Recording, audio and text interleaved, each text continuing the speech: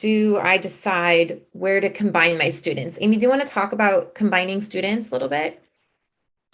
Yeah, I can say that we have I want to say we have a doc of some tips for this. And I think we also have some things in, I think the member tutorial as well you can find.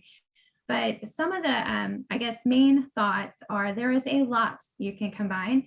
I remember I combined my senior with my, I guess he was fourth grade at the time, third or fourth grader. So you can do lots of subjects together, which will save you a ton of time trying to get it all in too. So we have a list I will spare for time's sake, but in the doc, we have a list of all the different subjects that you can easily combine with your elementary all the way up to high school. I would also think about what subjects work that you think they need to be individualized. Like for instance, like math, sometimes people have a hard time.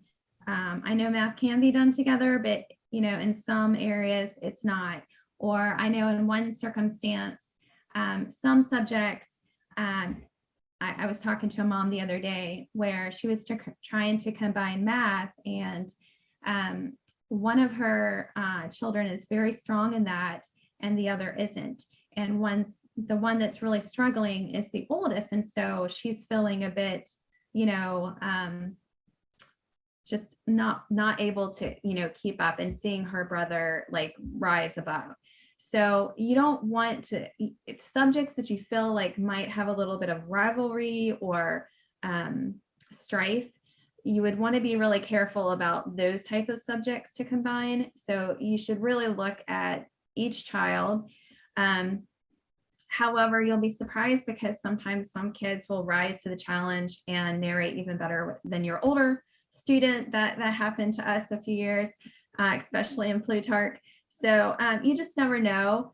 But there's lots of different ways to combine.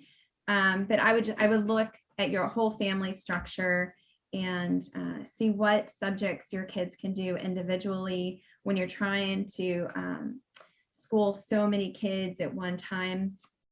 I know we have a lot of bit of different ideas and placements. I don't know if we're going to talk about that today, but a lot of subjects you can just combine because they're very close in age, and it's very easily doable to do that, and it won't affect like rigor, I guess. They'll both be getting stuff out of it. And honestly, all the books, even the elementary books, I still get stuff out of, but we always want to tailor to our older kids. So if you are combining and you need to pick a book, I would always go with the higher kid, because the younger kid can still pick stuff out and you'll have the younger kid a lot longer too. So those are my thoughts on combining. You have mentioned it briefly, but it's the subject overview in the member tutorial that will show you which grades share a book or a lesson plan.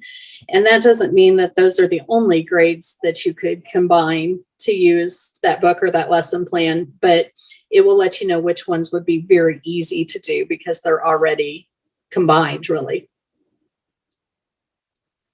Yeah, that's always my starting spot, is where are they already overlapping as a form. That's why I love that Charlotte Mason did form teaching that way, which for us, because there's 3 of them and they're spaced so close together, one year my younger 2 will be in the same form, and then like this next year my older 2 are going to be in the same form together. And so it kind of adjusts and changes up the schedule based on that. But the other thing that I would say for combining is, think of the things that you already really love to do together as a family.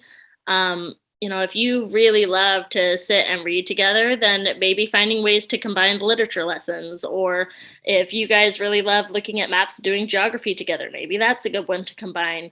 So thinking of the things that you love as well as the things that would not work well, like Amy was talking about. Like for my kids, we can't combine in geography. I've tried. I've tried year after year, and I always end up going, why did I think that this was a good idea to combine this lesson? I know that they don't do well on this lesson together. I don't know what it is. They do really well on lots of other things, but geography is just not one that we can combine on for some reason. They all want to be at the map doing the thing, and well, I wanted to find it first, and like it's a mess.